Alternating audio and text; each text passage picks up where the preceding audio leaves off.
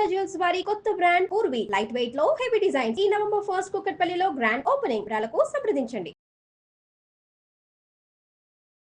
Suman TV ప్రేక్షకులకు నమస్కారం. కార్తీక మాసం ఇప్పుడు రాబోతుంది. కార్తీక 3వ సోమవారం నవంబర్ 10న.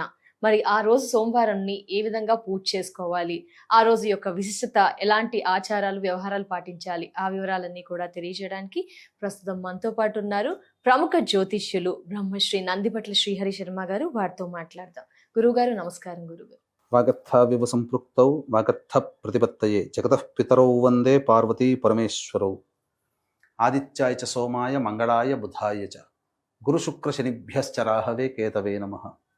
శృంగేరి జగద్గురు పీఠాధిపతులకి, కంచి పీఠాధిపతులకి నమస్కారములు తెలియచేసుకుంటూ కార్యక్రమాన్ని ప్రారంభిద్దాం.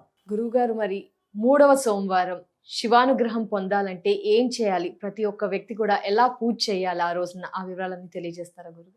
తప్పకుండానమ్మా. కార్తీక సోమవారము మనకు మొదటి సోమవారం షష్ఠి తిథితో కూడుకున్నటువంటిది. ఈ 2వ సోమవారం అనేటువంటిది త్రయోదశి తిథితో కూడుకున్నటువంటిది. ఉత్తరాభాద్ర నక్షత్రం ఉంది, పౌర్ణమి ముందు వచ్చే త్రయోదశి. 3వ సోమవారము షష్ఠి తిథి, పౌర్ణమి వెళ్ళిన తర్వాత కృష్ణ షష్ఠి తిథి, పునర్వసు నక్షత్రంతో కూడుకున్నటువంటి రోజు. అంటే ఒకే సమయంలో ఈ కార్తీక మాసంలో బహువిధాలైనటువంటి పుణ్యయోగాలు కలిగినటువంటి రోజులు మనకు వస్తున్నాయి.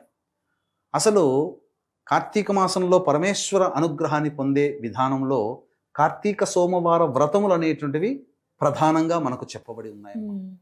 ఈ సోమవారం అనేటువంటి విధానంలో ప్రధానంగా అభిషేకము, అర్చన, ఉపవాస నియమాన్ని పాటించడం ప్రధానంగా చెప్పబడి ఉన్నా, ఆ రోజుకి ఉండేటువంటి తిథివార నక్షత్ర యోగాల మేలు కలయికగా మనం ఇంకొన్ని కార్యక్రమాలు చేసుకోవడం ద్వారా పరమేశ్వరుని యొక్క అనుగ్రహాన్ని పొందే ప్రయత్నం మనకు సదదా కలుగుతుంది. పునర్వసు నక్షత్రం ఎటువంటిది? విష్ణు సంబంధమైనటువంటి నక్షత్రం. సోమవారము శివ సంబంధమైనటువంటి వారము. షష్ఠి తిథి సుబ్రహ్మణ్య స్వామికి సంబంధించినటువంటి తిథి. కాబట్టి శివకేశవులకి అసలు జ్ఞానాన్ని ప్రసాదించిన వాడు సుబ్రహ్మణ్య స్వామి. ఒకానొక శుభ సమయంలో బ్రహ్మకే జ్ఞానాన్ని ప్రసాదించాడు. అందుకనే జ్ఞానకారకుడు ఎవరయ్యా అంటే సుబ్రహ్మణ్య స్వామి. ఇటువంటి జ్ఞానకారకుడైనటువంటి సుబ్రహ్మణ్య స్వామికి సంబంధించినటువంటి షష్ఠి తిథి 10వ తారీఖు రోజున సోమవారం, 3వ కార్తీక సోమవారం, విష్ణు నక్షత్రం పునర్వసు నక్షత్రం, శివ వారము సోమవారము. ఇన్ని మేలు కలయిక ఉన్నటువంటి ఈ రోజున ఎవరైతే ఈశ్వరుణ్ణి, విష్ణువుని సశాస్త్రీయమైనటువంటి విధానంతో ఆచరిస్తారో, పూజిస్తారో, అర్చిస్తారో, ఎటువంటి దానములు అంటే కొన్ని దానములు చేస్తారో అటువంటి వాళ్ళకి శివకేశవుల యొక్క సంపూర్ణ అనుగ్రహం కలుగుతుంది. వైకుంఠ చతుర్దశి రోజున శివకేశవుల అనుగ్రహం వ్యక్తికైతే ఎలా కలుగుతుందో అదేవిధంగా ఈ యొక్క కార్తీక 3వ సోమవారం అయినటువంటి నవంబర్ 10వ తేదీన శివకేశవుల యొక్క అనుగ్రహంతో పాటుగా సుబ్రహ్మణ్య స్వామి యొక్క అనుగ్రహాన్ని కూడా పొందిన వాళ్ళు అవుతారు.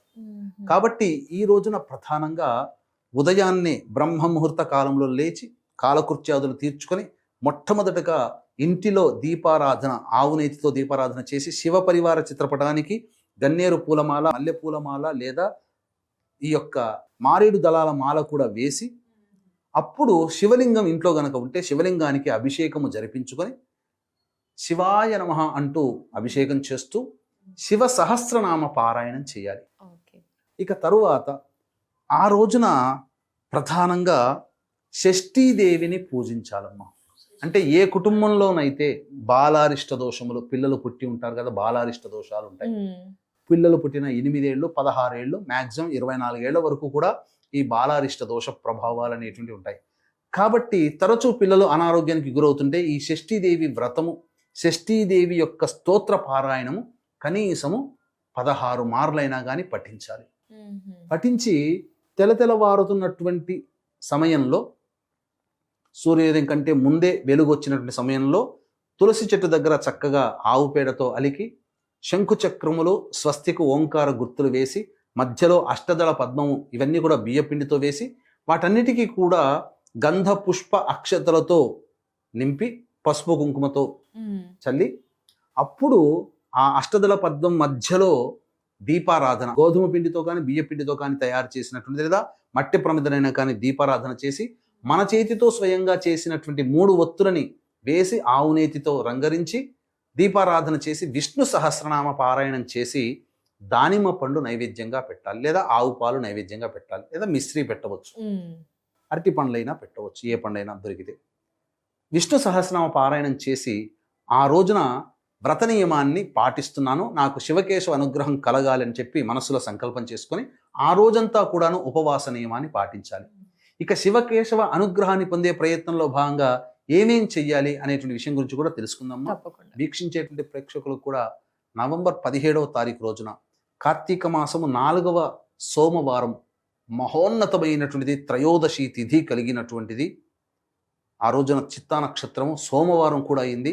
అటువంటి కార్తీక మాసంలో గోకర్ణ క్షేత్రంలో, అంటే మీ జాతకరీత్యా తండ్రి వైపు లేదా భర్త వైపు 6 తరాలు, తల్లి వైపు లేదా భార్య వైపు 3 తరాల్లో దుర్మరణాలు గనక ఉంటే అది ప్రేత దోషముగా చెప్పబడి ఉంది. అంతేకాకుండా ఎవరి జాతకంలోనైతే ప్రతి పనిలో ఆటంకాలు ఎదుర్కొంటారో, ప్రతిదీ సమస్య, చిన్నదానికి కూడా ఎక్కువగా కష్టపడాల్సి వస్తుందో, కుటుంబ సభ్యుల మధ్య అవగాహన ఉండక మనశ్శాంతి లేని జీవితం కుటుంబంలో గడుపుతుంటారో, తరచూ అనారోగ్యం పాలవుతుంటారో, తరచూ యాక్సిడెంట్స్కి గురవుతుంటారో, ఇంట్లో ఇంటర్ కాస్ట్ మ్యారేజ్లు జరిగే అవకాశాలు ఉన్నా, ఏ పనిలో విజయం పొందకపోయినా, పెళ్ళిళ్ళు కాకుండా ఉన్నా, సంతానం కలగకుండా ఉన్నా, దాంపత్యం సరిగ్గా లేకున్నా, తరచూ డైవోర్స్ అవుతున్నా, డబ్బులన్నీ ఉత్తపుణ్యానికి ఖర్చు అవుతున్నా, ఏ ప్రయత్నం చేసినా ఆ ప్రయత్నంలో వెనకడిగే తప్ప ముందడుగు లేకపోయినా, ముఖ్యంగా ప్రశాంతత లేని జీవితాన్ని గడుపుతున్నా, అలాగే కుటుంబ సభ్యుల మధ్య అవగాహన లేకపోయినా, మానసిక శారీరక లోపాలతో కుటుంబంలో పిల్లలు జన్మిస్తున్నా, ఇంకా అనేక విధాలుగా సమస్యల వలయంలో చిక్కుకొని ఉండి ఆ యొక్క సమస్యల పరిష్కారానికి మార్గాలు ఉన్నా ఆ మార్గాలు ప్రయత్నంలో మనం వెనకడుగు వేస్తూ ఉన్నా, అన్నీ నోరూర్చినట్టుగా దగ్గర దాకా వచ్చి వెనక్కి వెళ్ళిపోతున్నా, ఇవన్నీ కూడా మీ జాతకంలో ఉన్నటువంటి పంచశాపాలు మరియు ప్రధానముగా ప్రేతశాపము. ఇట్టి పంచశాపాలు ప్రేత దోష నివారణకి నవంబర్ 17వ తారీఖు రోజున గోకర్ణ క్షేత్రంలో మన పీఠమాధుర్యంలో పంచశాప ప్రేత దోష నివారణ పూజలు, హోమాలు, త్రిపిండి శ్రాద్ధములు జరిపించడం జరుగుతుంది. అలాగే ఈ కార్యక్రమంలో స్వయంగా పాల్గొనలేనటువంటి వాళ్ళ కోసం బ్రాహ్మణుని కర్తగా పెట్టి చేయించడం జరుగుతుంది. అయితే మంచి ఉన్న చోట చెడు కూడా ఉన్నట్టుగా చాలామంది ఈ మధ్యకాలంలో కొన్ని నక్షత్రాలలో పుడితే ప్రేత శాపము, పితృశాపము అని చెప్పి భయపెట్టిస్తున్నారు. అటువంటివి శాస్త్రంలో లేవు. నా వ్యక్తిగత 15 సంవత్సరాల అనుభవంతో చెబుతున్నాను, అటువంటివి లేవు. అంతేకాకుండా చాలామంది స్వయంగా వెళుతున్నారు. ఈ కారణం వల్ల కాంపిటీషన్లో భాగంగా తూతూ మంత్రంగా, పురాణోక్తంగా, శాస్త్రీయంగా చేయించట్లేరు. అందుకనే మనం వెంట ఉండి తీసుకొని వెళతాం కాబట్టి సశాస్త్రీయంగా చేయించడం జరుగుతుంది. దాదాపు ఇప్పటి వరకు 1500కి పైగా మనం చేయించి ఉన్నాం. అందరూ కూడా సంతోషముగా ఉన్నారు, ఏమాత్రం సందేహం లేదు. ఇక వీక్షించేటువంటి ప్రేక్షకులు స్క్రీన్పై కనిపిస్తున్న నెంబర్కి కాంటాక్ట్ చేసి పూర్తి వివరాలు తెలుసుకోవచ్చు. స్వయంగా పాల్గొనలేకపోయినా బ్రాహ్మణుని కర్తగా పెట్టి చేయించడం జరుగుతుంది. ఇక ఈ యొక్క రోజున 10వ తారీఖు రోజున చక్కగా ఉపవాస నియమాన్ని పాటించి ప్రదోషకాల సమయానికి శివాలయంకి చేరుకొని ఆ శివాలయంలో నవగ్రహాల చుట్టూ శివాయ నమః అంటూ 27 ప్రదక్షిణలు చేసి ఈశ్వరుడికి అర్చన జరిపించి ఆ శివాలయంలో దీపారాధన ప్రజ్వలనం చేసి దగ్గరలో ఉన్నటువంటి ఎవరైనా బ్రాహ్మణులు కనబడితే వాళ్ళకి సాలగ్రామ దానము, ఉసిరిక దానము మరియు వస్త్రదానము, దీపదానమైనా చేయవచ్చు. ఇదే విధానంగా విష్ణు క్షేత్రంలోకి వెళ్ళి ఈ విధంగా దానాది కార్యక్రమాలు కూడా చేయవచ్చు. ఈ విధంగా ఏ మానవుడైతే చేస్తాడో ఆ మానవుడికి సకల అభీష్టములు నెరవేరుతాయి. అతని జాతక చక్రంలో పాపగ్రహ ప్రభావం వల్ల ఎదురయ్యే సమస్యలు ఏవైతే ఉంటాయో ఆ పాపగ్రహాల యొక్క ప్రభావం తగ్గుతుంది. పుణ్యగ్రహాల యొక్క ప్రభావం పెరిగి పుణ్యరాశి పెరిగి అనుకూలంగా లేని గ్రహాలు కూడా అనుకూలించడం ఆ విధంగా మొదలు పెడతాయి. తద్వారా అతని పనులన్నీ కూడాను సజావుగా సాగిపోతాయి. ఎందుకంటే శివాజ్ఞ లేనిదే చీమైన కుట్టదు. అట్టి శివునికి ప్రీతికరమైనటువంటి 3వ సోమవారం రోజున మనం చేస్తున్నటువంటి కారణం చేత సకల అభీష్టాలు నెరవేరుతాయని చెప్పవచ్చమ్మా. ఇక అంతేకాకుండా ఈ యొక్క దాన ప్రభావం వలన గత జన్మలలో చేసినటువంటి పాపాలు కూడా తెలియకుండా ఈ జన్మల్లో మనం రహస్యంగా చేసిన పాపాలు కూడా చాలా మటుకు తొలగిపోతాయి. అవకాశం ఉంటే ఈ రోజంతా ఉపవాస నియమాన్ని పాటించవచ్చు, లేదా ప్రదోషకాల సమయానికి చెప్పిన విధంగా దాన ధర్మాది కార్యక్రమాలు చేసి నక్షత్రము, చంద్రుని దర్శనం చేసుకొని భోజనం చేయవచ్చు. ఇందులో సందేహం లేదు. కానీ ఈ 3వ కార్తీక సోమవారం నాడు ఈ విధానంగా ఆచరించండి. అలాగే ఈ 3వ కార్తీక సోమవారం రోజున ఎవరైతే మార్కండేయ పురాణాన్ని గనక దానం చేస్తారో వాళ్ళకి అన్ని యాగాలలోకెల్లా ఉత్కృష్టమైనటువంటి యాగాల్లో ఒకటైనటువంటి పౌండరీక యాగము చేసినటువంటి పుణ్య ఫలితం వాళ్ళ యొక్క ఖాతాలో ఉంటుంది. ఎందుకంటే అటువంటి యాగాలు కలియుగంలో చేయకూడదు. కానీ ఏ యుగంలోనైనా చేసినా ఎంత ఫలితం పొందుతారో కలియుగంలో ఆ యొక్క యాగాన్ని చేయకపోయినా ఆ ఫలితాన్ని మాత్రం పొందుతారని చెప్పవచ్చు. ధన్యవాదాలు గురుగారు. నమస్కారం. సర్వం శ్రీ ఉమామహేశ్వర పరబ్రహ్మార్పణమస్తు. అలాగే నవంబర్ 20వ తారీఖు కార్తీక అమావాస్య రోజున శ్రీశైల క్షేత్రంలో సర్వదోష నివారణ పూజల హోమాలు జరిపించడం జరుగుతుంది. వీటిలో కూడా మీ గోత్రనామాదులు నమోదు చేసుకోవచ్చు.